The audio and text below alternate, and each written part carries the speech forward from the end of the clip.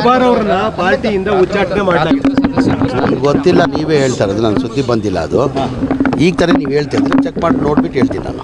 Sir, ಒಂದು ಅಧಿಕೃತವಾಗಿ ಆದೇಶವನ್ನು ಡಿ ಕೆ ಶಿವಕುಮಾರ್ ಮಾಡಿದ್ದಾರೆ ಸರ್. ಇದು ಈ ಬೆಳವಣಿಗೆ ಹೇಗೆ ನೀವು ಗಮನಿಸ್ತೀರಿ ಸರ್? ಈಗ ನನ್ನ ವಿಚಾರನೇ ಗೊತ್ತಿಲ್ಲ ಏನಕ್ಕೆ ಮಾಡಿದ್ದಾರೆ ಅಂತ. ಅವರೇ ರಾಜೀನಾಮೆ ಕೊಟ್ಟಿದ್ದಾರೆ, ಮೈನಾರಿಟಿ ಅಧ್ಯಕ್ಷ ಆಗಿದ್ರು, ಅವ್ರು ರಾಜೀನಾಮೆ ಕೊಟ್ಟಿದ್ದಾರೆ. ಈಗ ನೀವು ಇದು ಹೇಳ್ತಾ ಇದ್ರೆ ನನ್ನ ವಿಚಾರ ಚೆಕ್ ಮಾಡಿ ಹೇಳ್ತೀನಿ. ಆಡಿಯೋಗಳು ವೈರಲ್ ಆಗಿದೆ ಅಂತ ಹೇಳ್ತಾ ಇರುವಂಥದ್ದು, ಪಕ್ಷ ವಿರೋಧಿ ಚಟುವಟಿಕೆ ಮಾಡಿದ್ದಾರೆ ಅನ್ನೋದು ನನಗೆ ಗೊತ್ತಿಲ್ಲ ಅದು. ಆ ಲೆಟರ್ನಲ್ಲಿ ಬಹಳ ಸ್ಪಷ್ಟವಾಗಿ ಹೇಳಿದ್ರೆ ಆಂಟಿ ಪಾರ್ಟಿ. ಈಗ ನನಗೆ ಗೊತ್ತೇ ಇಲ್ಲ ವಿಚಾರ, ನಾನು ಹೆಂಗೆ ಹೇಳಿ? ನಾನು ಈಗ ತಿಳ್ಕೊಂಡೆ ತಾನೇ ತಮ್ಮ ಮಾತಾಡಬೇಕು ಮಾಧ್ಯಮದಲ್ಲಿ. ನಾನು ಸುಮ್ಗೆ ಮಾತಾಡೋಕ್ಕಾಗ್ತದೆ? ಅದೇ ದಾವಣಗೆರೆ ವಿಚಾರಕ್ಕೆ ಸಂಬಂಧಪಟ್ಟಂತೆ ಅವರ ಮುಖ್ಯಮಂತ್ರಿಗಳ ರಾಜಕೀಯ ಕಾರ್ಯದರ್ಶಿ ಹುದ್ದೆಯಿಂದ ಅವರು ತೆಗ್ದಿದ್ದಾರೆ.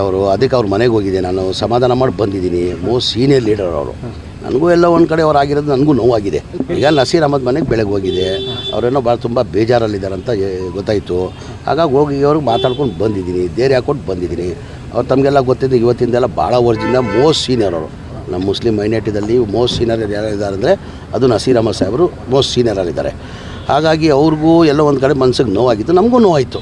ಇಂಥವ್ರಿಗೆ ಹಿಂಗೆ ಆಗಿದೆ ಅಂತ ಮನ್ಸಿಗೆ ನೋವಾಗಿ ನಾನು ಹೋಗಿ ಸಮಾಧಾನ ಮಾಡಿ ಬಂದಿದ್ದೀನಿ ನಾನು.